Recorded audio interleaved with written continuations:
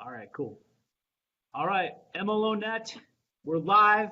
We've got Justin from California, another California person joining us today, which is cool if you're in the Midwest. So we're sitting here talking about weather all the time.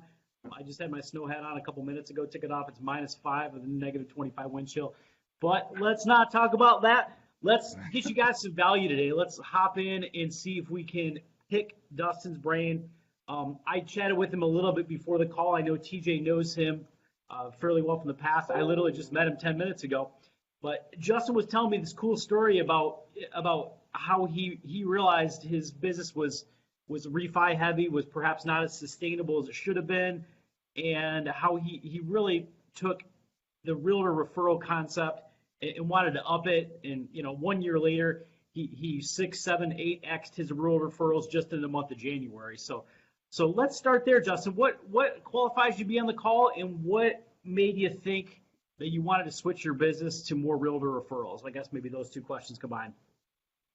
Yeah. So what made me is that I've been in the business since like 2000. I was a processor for about 10 years. So I worked in call centers, and I worked with just loan officers that were all by referral only, Joe Stump and stuff like that. So over the course of time, I saw that the call center environments were just really susceptible to layoffs, and it wasn't as stable. There was great times, but at the end of the day, when I started originating in '09, I knew who I wanted to model. Who I wanted to model was more of the referral type loan officers, not the churn and burn mailers, call center environment, right? So I was brokering loans and with great rates and all that stuff. So it wasn't hard to really get things going at the time. And I, within a couple of years, was doing about 90 to 100 mil, but it was 70 something percent refi in a really reactive business, not a proactive business. And I just knew in the back of my head, like, hey, I gotta really work on getting purchases going. I have to, this is too heavy of a refi model. Rates will go up. I won't keep being able to lower somebody from 5 to 4.5 to 3.8 to 3.3. Like it's going to stop at some point. So I already knew what I needed to do. So I started checking out different coaching programs, went with the core. And even when I was with the core for the first 2 years, I kind of did what they said to do. Like I kind of called realtors, but I didn't really call them a lot. I didn't have to. I was making money and closing a lot of loans, But then when refi started to dry up, I think the end of 2017 is when I kind of went into survival mode and really just started pounding the phones and freaking out, basically like, crap, I gotta get on this, right? And what I was saying before is January of 2017, I had about 120 something leads that month, all referrals, all database. I used to have a lot of Yelp leads too. And those convert like a referral, like 25% of those will close. Wow. Or they used to. So that January of 2017, I had 17 realtor referrals, and I think I closed 18 units, but I think 2 were from realtors, right?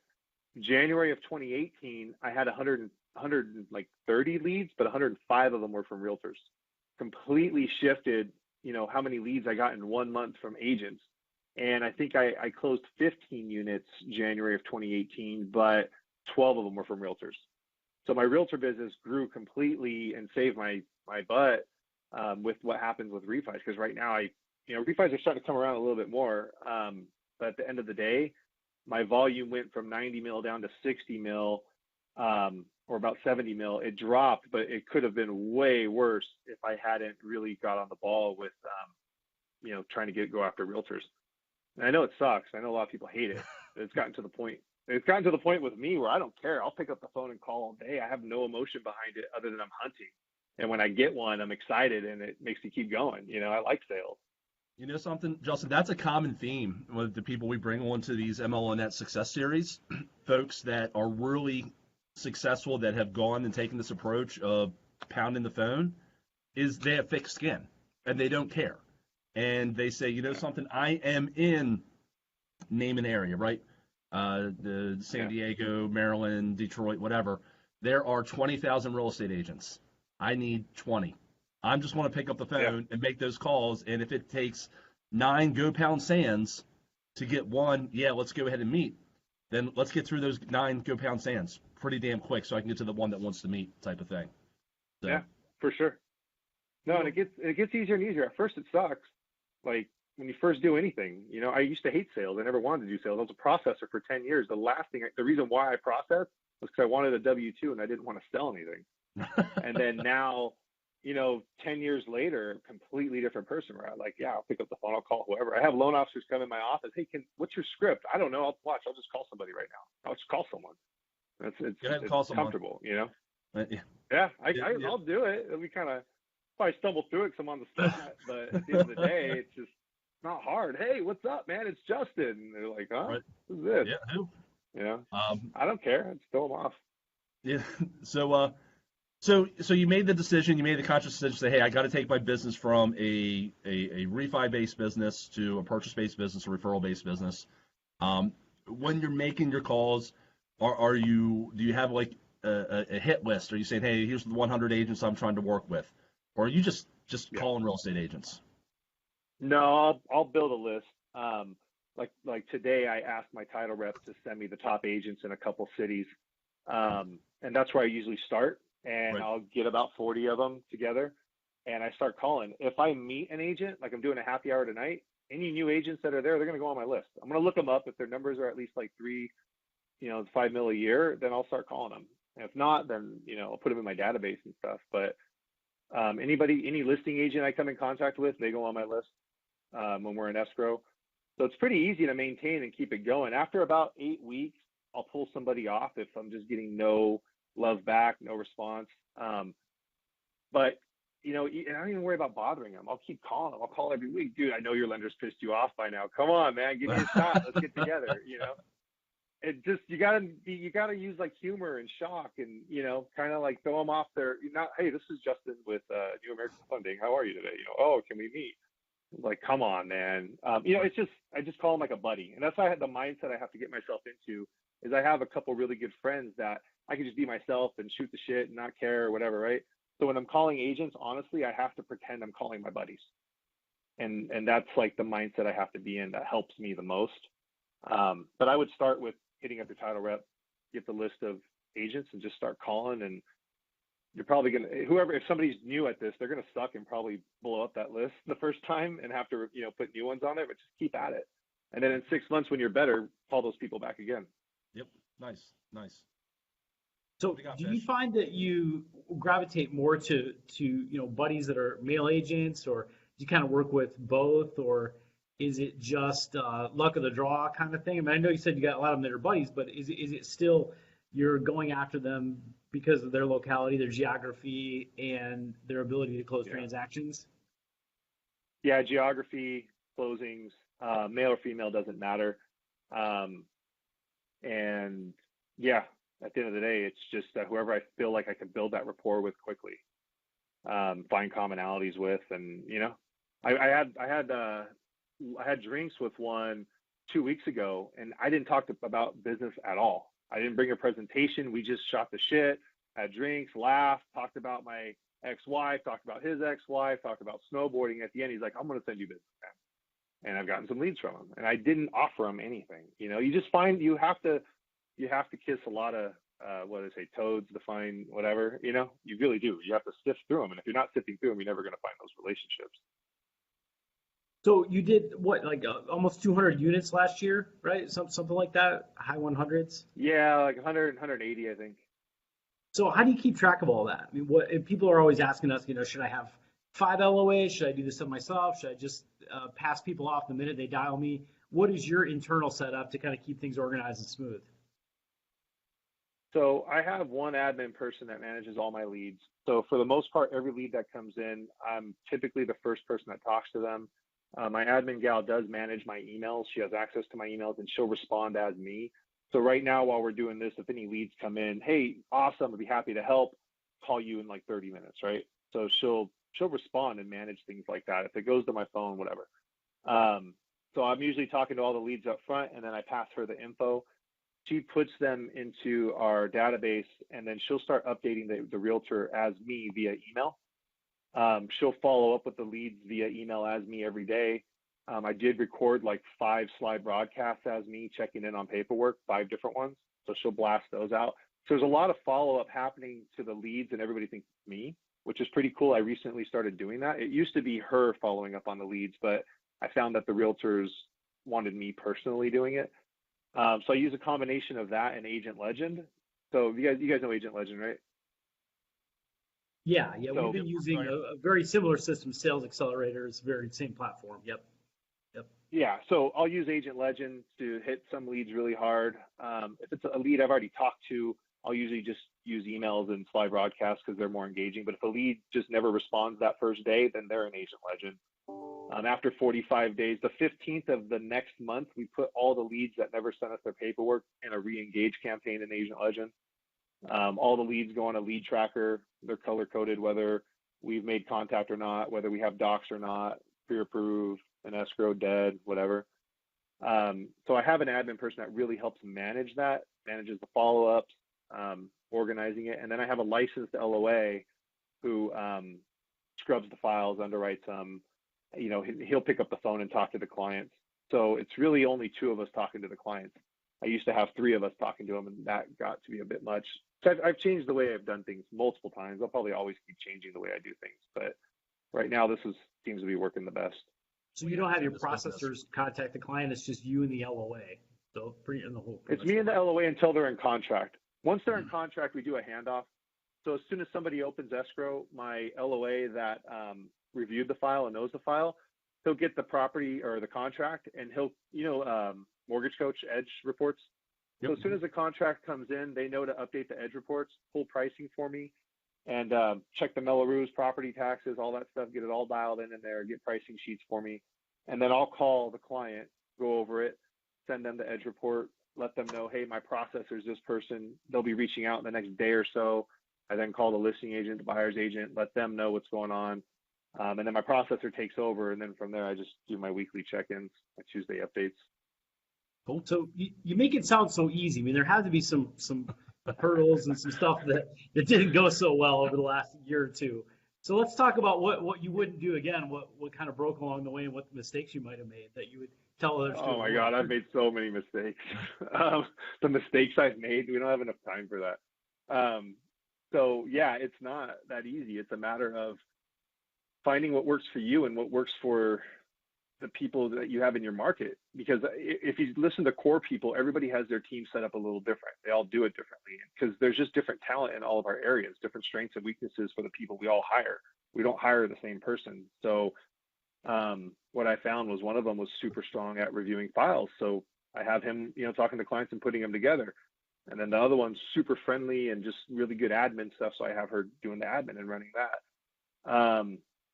Some of the things that went wrong is not firing people fast enough, not being adamant, and not being clear. One of the biggest things that's gone wrong is not being super clear about every step I want done in the process.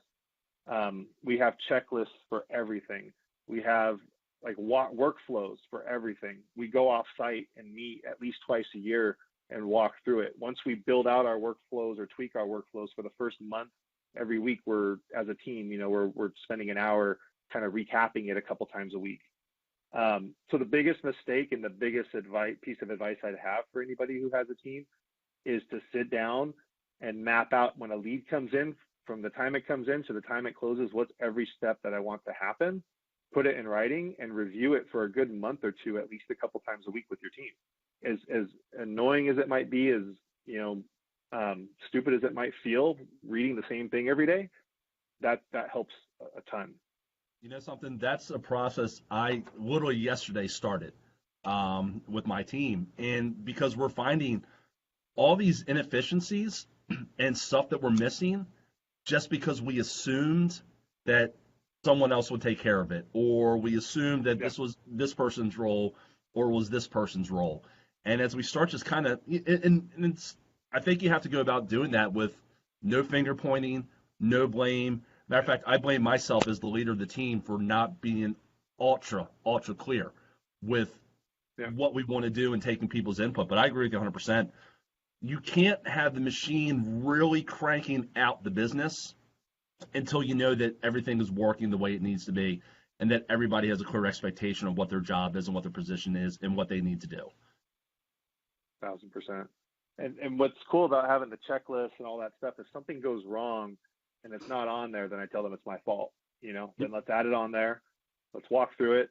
make sure you understand it. Let's make sure it never happens again. If it happens again and it's on this checklist, then it's your fault, and then it's a conversation. If it happens again after that, then it goes further. But that helps, like I said, and that was my biggest mistake, is just running and gunning for so long. You do this, you do that, let's just close loans. And then along the way, having problems come up, my LOA's missing, money owed on tax returns, just missing stuff. And it's like, what's wrong with you? How'd you not catch this? And then now we have a 4-page pre-approval checklist where, hey, if the file blows up and it's not on that checklist, not your fault. Hey, We'll man, just get add ready. it, never have to worry about it again. You're going to get like 100 requests for that 4-page pre-approval checklist. Just to warn you. Yeah. So get ready. It's all good. It's coming. Yeah, no. Did you build that yourself, thing, or did you borrow it? Did you borrow it from somebody else? No, I built it. I went off site with my ops manager at the time and a loan officer and a processor, and we just broke it down from what gets looked at on this pay stub, the dependents, the address, the withholding or the deductions, or garnishments, anything declining. Like, we just went through, okay, income, start with the pay stub. What's everything that gets looked at on here? We just wrote it all down. W-2s for both years, is there bonus income? Is there overtime income? Is it declining? Is it increasing? Whatever, all that stuff. So we just went through line by line. Credit report. What's on the credit report? The IDs, matching the address on the ID to the tax returns, to the W-2s, to the pay stubs, to the bank statements. It's a lot, but at the end of the day, an underwriter takes the time and has to look at all that. So let's put it in writing. Let's just start doing it ourselves. Right. I know we had Ryan Whalen on the call from Nova in Phoenix, and he did something very similar in his business. We talked about it briefly on the call we did with him a couple months ago. It's very similar. Instead of just pulling up somebody else's process, they built their own. They did the same thing, the checklist and all that kind of stuff. Did you do a similar type of meeting or mind dump when you were building out the follow-up campaigns in Agent Legend? TJ and I always talk about the secret or the magic email. Did you kind of build those out yourself? I know you mentioned you recorded them yourself with your voice. Yeah. On the Agent Legend follow-ups, no, I just did that myself. But as far as implementing it, when it gets launched, how to update the agents, when a lead goes in there, me and my team did an offsite probably 3 weeks ago, and we kind of rewrote our process of what the admin does, how to use Agent Legend, which campaign to use when. But like you personally, you didn't wait for someone else to give you a bunch of scripts before you knew you had to build it out, and you knew what worked and what didn't work, and just so let's just start rolling with this, right? Yeah, I just took the time to do it. How long did it take you to learn how to use Agent Legend? Pretty quickly. Honestly, that part was quick. It was just a matter of just being focused for half hour to an hour and knocking it out, But then I built some spreadsheets where, like, from my phone, using Google Forms, I built using Zapier and Google Forms, being able to and then radio buttons where I could just click which campaign and drop a lead in my phone really quick and launch Agent Legend. That took me a couple hours of learning how to kind of use Zapier and get things to talk to each other the right way and stuff like that. But the good thing is now I could help agents set that up. That's kind of the value proposition. And just to clarify, when you say lead, you're talking about an agent says, "Hey, Justin, here's Joe Smith. I met him at an open house today. Give him a call." You're not talking about Zillow. You're not talking about realtor.com. I have 0 internet leads except Yelp. I'll still get a couple Yelp leads a week, but I have like 170 reviews. I'm like one of the top ones in SoCal, so I still get stuff from there, but I pay 0 for Yelp. I used to pay $3,000 a month for it, but but I was easily closing 7 deals a month from Yelp. So it was worth it, but then it dropped. Yeah, it changed dramatically. So I stopped paying completely, but I'll still get a couple leads from that. But anyways, I pay for 0 internet online. It's all referrals. Cool. Very cool. That leads me to the 2 last questions. Question 1, do you have like a specific value proposition with these agents that you're meeting with? Or is it just, hey, let's go have coffee? I mean, is there an agenda? Is there some scripting? Is there a whole thought process behind it? Or do you just kind of ask questions and see how it goes? There used to be some value propositions, which were, hey, I could do a $5,000 deposit guarantee, so you could write no loan contingencies. You could write an offer to close in 15 days, and I'll pay $400 a day per diem. You could waive loan contingencies. So I'm basically backing up their deposit. I'll pay the per diem. I'll guarantee we close fast. I'll take all the financial risks. So if you have 5 offers on the table, which one's going to stand out without your client having to pay an extra 5 or 10 grand, right? And then when the clients with the rates, well, your rate's, a quarter higher or whatever. I'm like, well, look, do the math. If my rate's a quarter higher over 10 years, yeah, it might cost you 5 grand more. But at the same time, if you have 3 offers on the table on this house, you're going to have to pay 5 grand more, 10 grand more to get it with Bank of America. So that was like my value proposition before. But right now in California, there's not 30 offers on the property, right? So I had to change that up because that value proposition is kind of in one ear and out the other now. So as of now, I haven't come up with a new one other than I just try to build rapport with the agent. Like I said, I went and met with that one 2 weeks ago and didn't offer anything other than just finding somebody I clicked with, had a good time with, and just followed up, and that's it. So I am starting to use the agent legend build out as a value proposition. So now that I've learned how to build it out, now that I've learned how to integrate Zapier with it and get it to talk to like Google Forms and things like that, I am working with a couple agents on that. But then my value proposition is, look, if I build this out for you, I need to be your only lender. I'm working on new stuff. Yeah, I mean, we talk to people all the time that have something very similar. Matt Boise's always talking about, hey, I'm going to come in here and I'll help you build out your systems for you. You have these systems, you're paying for them. Let me help you show you how to use them. Ashley Corville, she's always meeting with agents saying, hey, let me help you, teach you how to market your brand and your business like I've done mine. But if I want to do that, I need to be your exclusive lender for the next 90 days while we learn each other. So it's not always, here's $5,000 for Zillow, here's $2,000 for Zillow or realtor.com. It's just finding something that kind of hooks with these agents that you can have that conversation, like you just said. I'm going to do this for you, but I need to be your number one guy, while we're kind of building this relationship here. All right, have you guys ever had an escrow or title rep you started using just because they kept showing their face in your office for so long? You finally just like, all right, you like the person, you start sending them business, right? Right. They're not offering anything, but finally you're like, fine. Whatever. Not that you have to do that, but still, sometimes you don't, there's lots of ways to go about it. But So if we told you had to move to a different state, let's just say you're going to move to Florida tomorrow, you're going to work out of Orlando, which happens to be the site of our MLO net spring break, coincidentally. So you're moving to Orlando, and you lost your California license, you got barred from doing deals in California, you're going to start fresh, knowing everything that you know.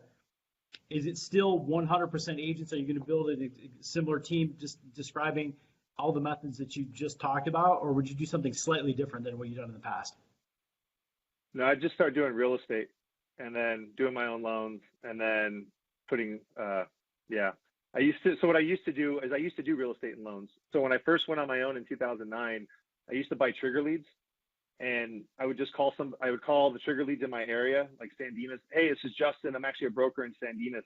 I'm not a telemarketer, but I see that you're looking to buy a home. So I would pull trigger leads on people with no mortgages that applied for a mortgage. So they're first-time home buyers typically. Hey, I'm local here. I'll give you 25% of my commission back and guarantee I'll give you the best rate on the mortgage since I'm doing both. Give me a try. Let's go look at some homes. If you don't like me, fire me. There's no risk to you. I did that when I first started, and that kicked things off pretty quickly. If I started all over somewhere else, I'd probably go back to doing real estate and mortgages, and then work on building my real estate business versus focusing on just building my mortgage business. Because when you're doing a ton of real estate, the mortgage comes with it. It's all in one. And especially because I'm seeing what Keller Williams is doing and just the way the realtors feel like we're just a commodity and don't respect, just with all of that, if I went somewhere else, I'd probably go back to doing that. But at this point, 90% of my business is from realtors. I'm not ready or willing to turn off that switch. Yeah, so I've been asking that question a lot in the group, just putting some posts out there, and they're not posts just based on things popping around my mind. I got people messaging me and calling me, talking about the same thing that you just brought up, how so many brokers, not just KW, smaller companies are pushing their agents to get licensed or pushing an in-house lender that has got part ownership, all that kind of stuff. So Cool, man. Well, anything else you got, TJ, or are we gonna let Justin get back to his day? No, we'll let him get back, man. You started taking over my closing question. We'll pull you out and drop you off someplace else. So now I've got to come up with something else, Fish. Thank you. But man, this was a great one. Again, I'll go back to what I said in the beginning. One of the common themes that we see, regardless of who your coach is, who your guru is, whatever the case is, the people that are ultra successful, they have a system. they have thick skin, and they're constantly prospecting. And I think, Justin, again, you're just showing us that same thing again. You took the system, you made it your own, but you're just constantly out there pounding the phone, shaking hands, prospecting with people, having the opportunity to ask for the business. For sure. You know, and I think that we're all going to have to do more of that to achieve the levels of success that so many of us want here in 2019 and beyond. So, and we really appreciate you joining us. So, I think this was a really, really strong class. Again, Fish, you nailed it. It was another great guest, man. Hey, this was Scott Grove's help. Scott made the introduction. We appreciate your time, man. Hope we get a chance to meet you soon. I don't know if you're going to Scott's event in Phoenix. If you are, I'll meet you there. Or if you get a chance to fly to Orlando. So cool, man. Awesome. Thank you, guys. All right, Have thanks, a good one. Everyone. Thanks.